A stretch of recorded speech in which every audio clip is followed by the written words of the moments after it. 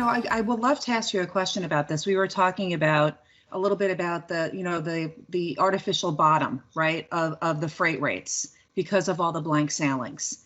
In the discussion that I had yesterday with folks on this marine traffic webinar that I was on, blank sailings, they're a little bit down compared to in July. And we know it's like this whole combination of anticipated demands and cost avoidance, like this whole magic formula that you were discussing.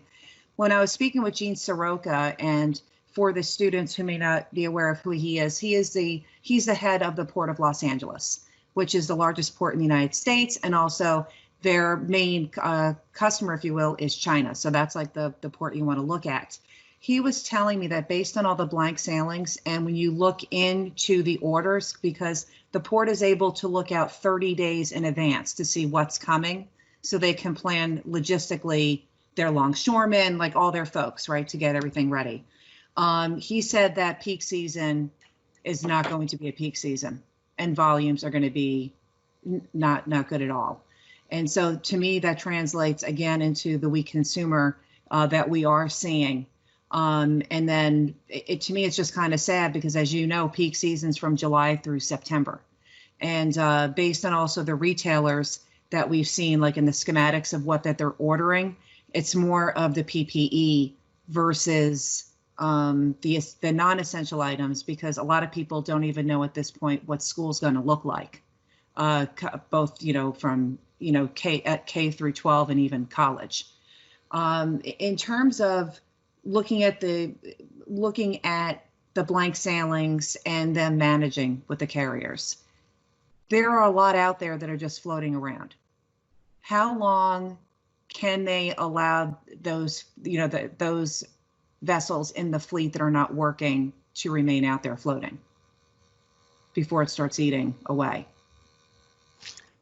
Well, there's a limit, but I mean, at the moment, it's cheaper to keep the ship line idle than to run it.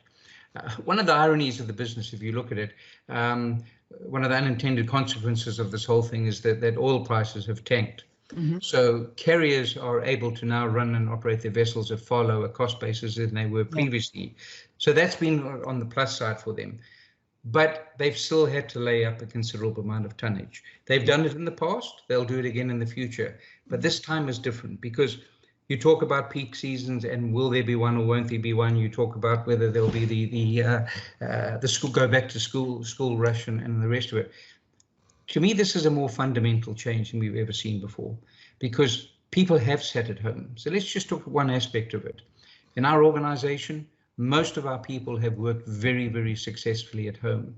We considered an essential industry, or essential part of the industry, and therefore we had to continue working. Most of us did it from home.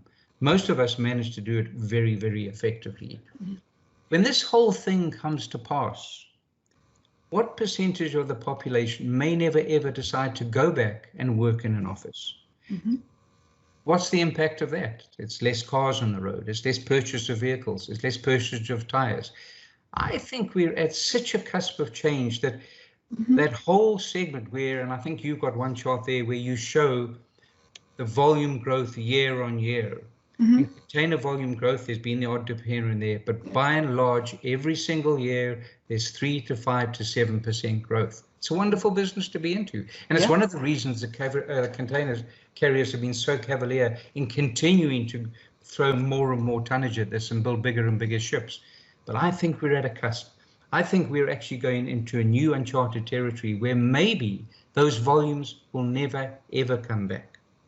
That maybe we might be seeing the first decline because it's all sorts of things. Maybe just that tariff impact of maybe bringing more manufacturing back to America. Maybe that coupled with what's happened with COVID, that will accelerate.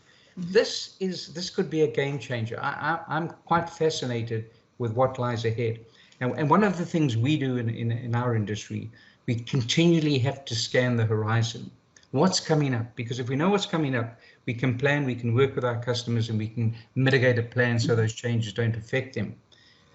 Looking forward now, there's no precedent how to deal with the current scenario.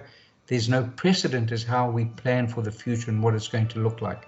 And that I find fascinating. It also means there's immense opportunity ahead, but there's immense risk.